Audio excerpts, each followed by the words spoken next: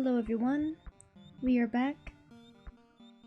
We are in a new year with new things to come, new games to play.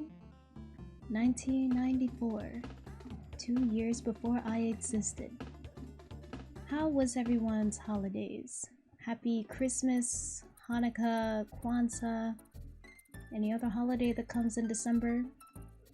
Well, today we are here with Donkey Kong Country 2, one of my favorite games of all time.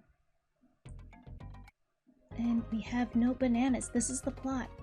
This is the exact plot. Doesn't really say anything, but he's missing his bananas. He's a glutton for his bananas. So now we must go through all the worlds and take our bananas back. So I played this game in my early childhood. It's one of the earliest memories I have. It's a very charming, very old game. Very difficult. The difficulty spike in this game is astronomical. But still a lot of fun. The music makes up for everything. Alright, how about I take you out? I actually want to switch. This is one of the very few games where I barely play as the main character. Diddy's just more nimble, he's faster, everyone likes to play as this fool. And I typically only use Donkey Kong to take out bigger enemies, but you know. And his hitbox is a lot bigger. I don't really like that. But them's the breaks, that's how it is.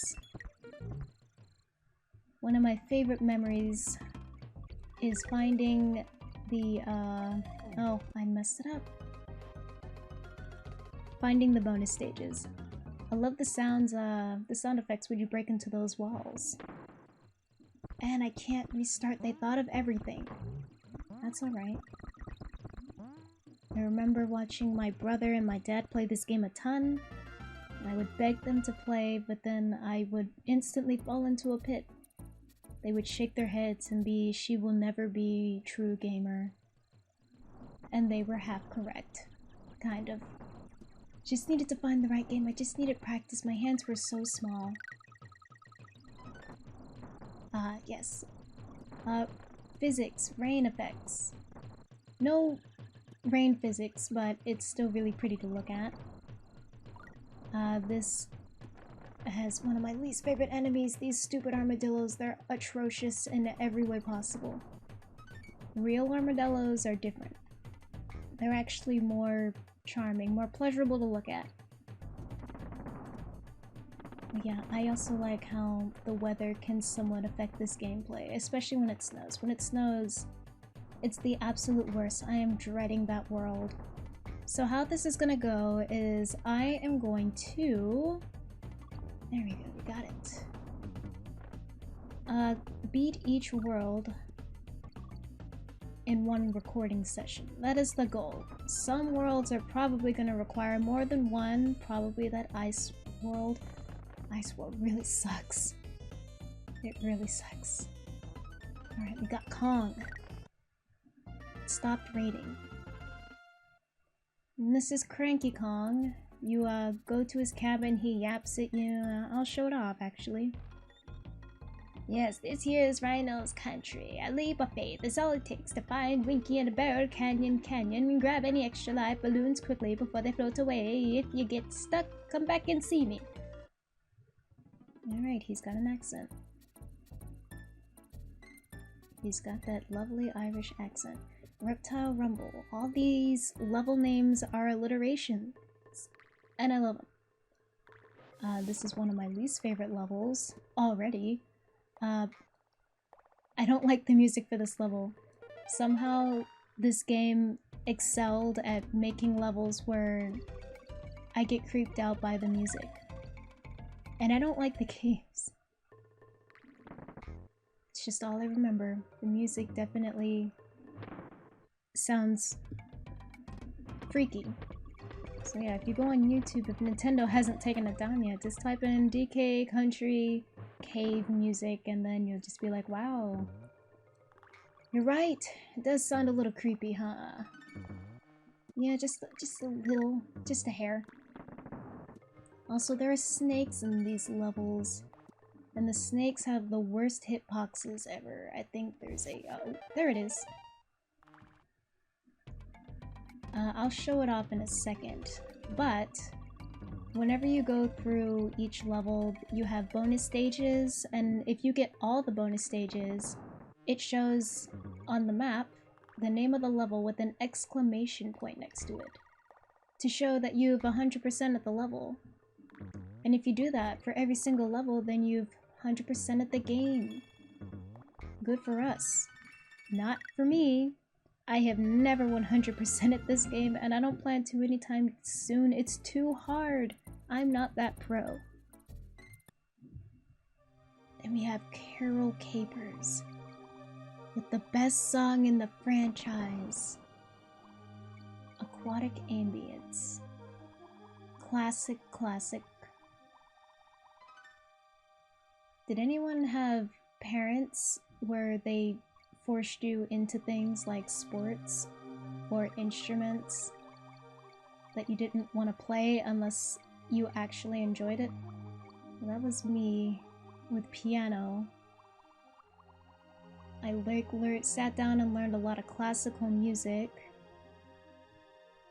but I didn't like it. I didn't like to practice because, as any child, didn't really like to practice. I could play. I play very well when it's just me. I don't like playing in front of people. But I've long got over that. And this was one of the first songs that I learned how to play by ear, back when I would play by ear. Actually, let me go up. I loved and hated these water levels because I was worried about those croctopuses. They're called croctopuses in this game.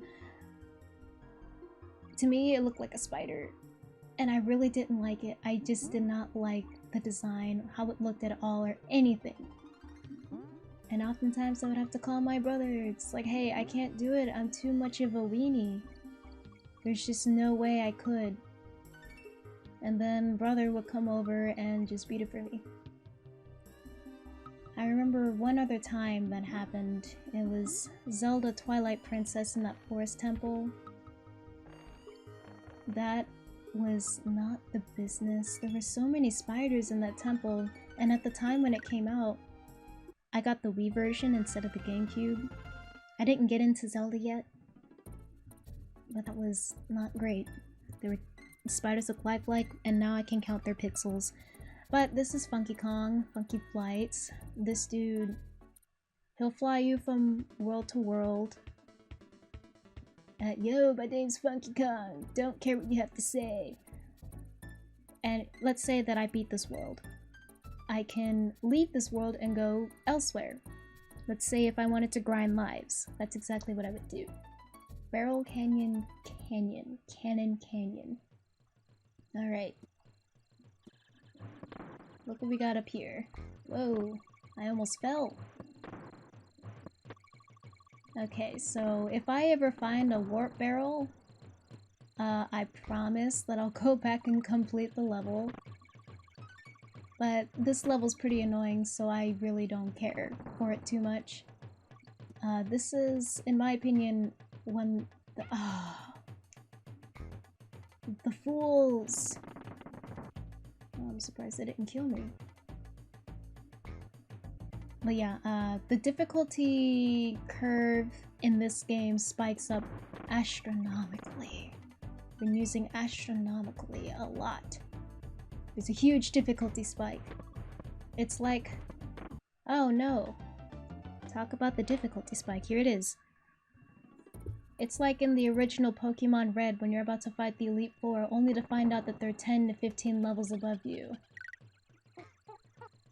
No one was ready for that. There was no EXP share, there was no running, and I think there was a bike, but I don't even know if there was a bike, to be honest, but not that, like, the bike could help anything.